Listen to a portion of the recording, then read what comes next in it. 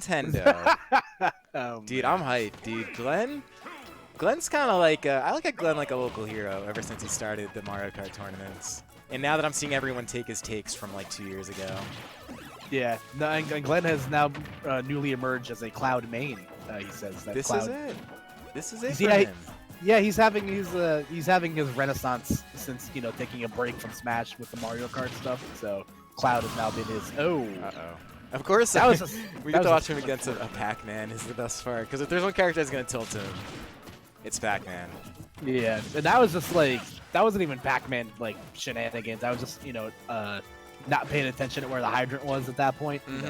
So that was just kind of bad timing on Glenn's part. Yeah, but Glenn, formerly an Inkling main, which was like the first renaissance, I think, when he really didn't know who to main after Cloud, or I'm sorry, after Link in 4. But that's where he landed. But I do think Cloud's is a good choice in general. You're really working for your kills and for your fun, but like he is a great character still. And he's got a really cool new game out. Yeah, he's a cool new game actually. well said. Yeah, but yeah, I think Cloud's just like a fine he's a good enough character. Like he's explosive enough, and he also has like fuck you buttons where like there are certain things about the character you have to respect. But Glenn's just having a rough. Yeah, that's the part about Cloud that's unfortunate, is that when you're up, when you're up creek without a paddle and you don't have a jump, it's like super easy to gimp him now than it has been in game past. Yeah, it's that's the problem. Like, and it's sort of a similar thing. Yeah, he's dead. Yeah, he is. That's the tough part, dude. Like playing a character that has a bad recovery it's like pain. It is painful to figure that out because you have to like specifically do different things to not get gimped like that. You know what I mean? Like it's like you have to be creative outside the normal confines of the game to essentially just function in a competitive place. But good stuff from Samp, regardless, hanging on there, and that was technically a 3-stock. It looks like both people reevaluating. I see them both selecting now. Yeah, there could be another character on the horizon here, but yeah, it's just that was just kind of rough. Like there are things about Cloud you have to be cautious of. Like obviously you don't want to waste your double jump because like without it and you don't have limit, it's pretty much like GG's. Yeah, you can't do too much with that. But also to answer the question down below, we've been getting like pretty high entrant count, but there also is a high DQ count. You also have to account for with Wi-Fi tournaments. I'll count out the DQs now, but yeah, we've been over like 100 pretty much like the past several weeks. There was one week that was down because I don't think we advertised, but yeah, dude, people like this tournament, and I'm happy they like this tournament. That's like why I cast so hard at it, because I think it makes a difference. Like especially now that everything's done from home. Like, if you're going to be casting a tournament, you kind of have to give a shit. And, like, for me, I'm like, well, this is livelihood for me now, so I might as well just, like, get good at casting. Otherwise, like, that's what it is. Sure. Yeah, it's like, it's hard to incentivize people to enter events that, like, don't have, like, money attached to it, but, like, money, I guess... talent. Known talent, rather. I won't say talent, because we're both very talented.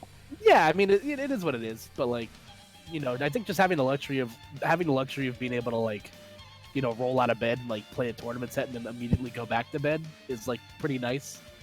Like there's no pressure with Wi-Fi tournaments, which I think is fine and cool and dandy. So, well, I think the benefit is, yeah, I mean, it's just that you get some tournament experience. You don't have to go anywhere. Free to enter, so it's not like you're out money. You might get tilted, you might not, depends. But that's the thing. Like the only way to really build up against tilt, which I would say should be a goal for everyone here, myself included. Like that's like the last thing you want. That's when things start to go wrong. Like you have to get used to scenarios that might otherwise tilt you. You know what I mean? Because like when you first experience something that sucks, whether it be on Wi-Fi or even off Wi-Fi, like it feels bad. But if you go through it a couple times, then you just eventually learn how to deal with it or just get better. Yeah, no, it is what it is. Like. I think people we're slowly starting to hit rhythm with how, what people look for out of these Wi-Fi tournaments. I think people just want to play Smash. So. Good. That's what it should be. And that's what I say. That's like my biggest advertising perk is like you're literally just going to be tilted on quick play if you don't enter this tournament. Just enter the tournament and have like at least maybe some fun. Maybe you'll have a great time. Who knows? It's possible. So Glenn doing the smart thing was in that matchup, I feel like. And that's constantly making sure the limit's available to him. Oh, getting a double hit on that. the problem that Glenn ran into is that, you know, he obviously got gimped like sub 50 twice, and that was him, I guess, maybe autopiloting, not realizing that, you know, Pacman does have tools to be able to get Cloud really early.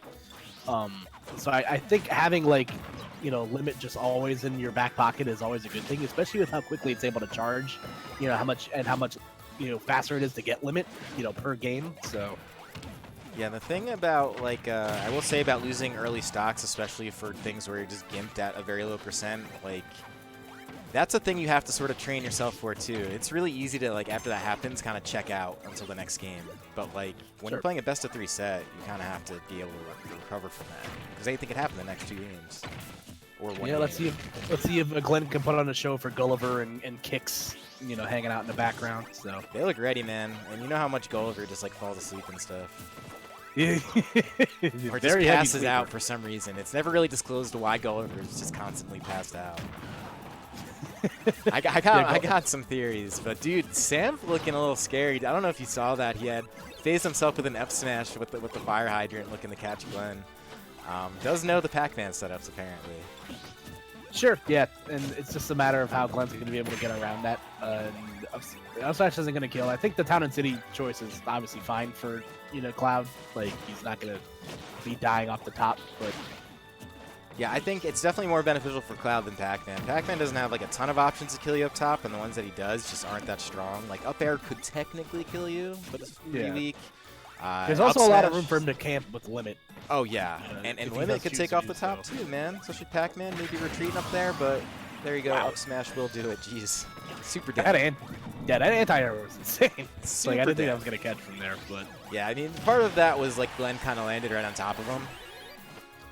But, like, yeah. See, this is an instance where Glenn, I feel like, should be charging Limit more. Like, he like, without, I think it's one of those things where, like, you kind of have to sacrifice, you know, chasing somebody disadvantage, and more so just, like, make sure your best resource is always on deck. But missing it immediately, unfortunately. Especially, like, just to, like, kind of expand on what you said, especially, like, when you're playing against Pacman, your Cloud, the recovery, like the disparity in recovery is so different. Like, you're probably not going to give him. You might as well take the charge to get the kill as soon as he gets back. Sure. Yeah. No, without a doubt. Oh, there it is. Talked about it earlier. He landed it. Yeah, that was definitely smooth. You know, unfortunately, Glenn boxed off in a corner. Didn't really have any room to react to that. Alright, so we'll see what the move is here from Glenn. Definitely not out of reach. There are ways that he killed Pacman kind of quick. Meanwhile, Samp, see him playing a little bit more aggressively than you usually see Pacman's, which I can appreciate. Like, he's in a position where he could just camp, like, legit. And Glenn could do really not that much about it, but he is still throwing out plenty of stuff. Yeah, Pacman does have, like, pretty decent boxing tools, which makes him kind of frustrated to fight against. Smart stuff from there from Glenn, not choosing just to, like, autopilot and up B out of shield. Had the right idea, but wrong direction. Yeah. Ooh. That's the one tough part. I think in Ultimate compared to the other game, because there's just more options when you land next to opponents where it might look like you're going to land next to you, but you end up on the other side. And, like, in that position, it was just rolling in from ledge. But either way, it's still going to suck the waste limit. It's still not out of the question here. Yeah, nice back air right there at the very least. You know, Glenn's at least keeping it honest. That was a very risky recovery from Samp, but, you know, Glenn at least able to come out on the better side of that, and dash attack will clean up that stock, so he's at least got it within, you know, arm's reach here. Yeah, dash attack too good, and that is a move. Pretty smart use out there. I mean, I think Glenn is just being cute with the B reverse, but either way, it does attack some pretty solid damage. Scary position now, kind of far out there. Samp is going to play it safe, though, and I don't blame him. He does have a pretty good percent lead here. Glenn looks like he's taking your advice. I was going to say, that get-up attack definitely saved his life right there. Yep.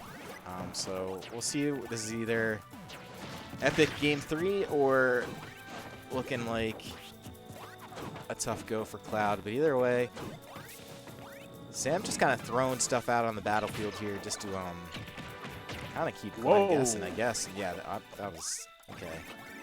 Yeah, I was gonna say, if I were Glenn, that I would have been holding my breath there. Yeah, that was like, there's just a lot of things happening and noises.